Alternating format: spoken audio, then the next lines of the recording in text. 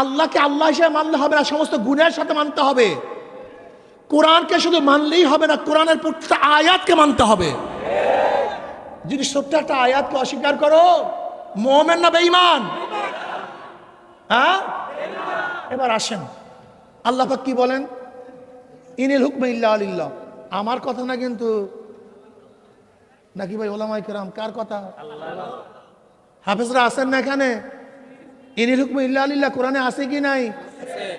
আল্লাহ কি বলেন, এই গোটা দুনিয়ার মানুষ শোন, আসমান আমার, জমিন আমার, তোকে বানাইছি আমি, তোর বাবা, তোর দাদা, তোর 14 গোষ্ঠীর স্রষ্টা আমি।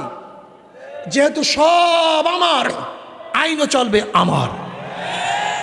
কে বলছে? আপনি বলেন না হুজুর আমি কোরআন মানি, সব মানি, কিন্তু আল্লাহর আইন মানি না। সবাই চুপচাপ রয়েছে, দেখেন।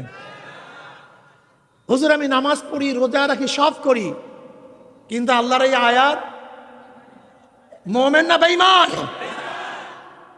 এখন যারা বলে আল্লাহর আইন চলবে না, মানুষের আইন চলবে,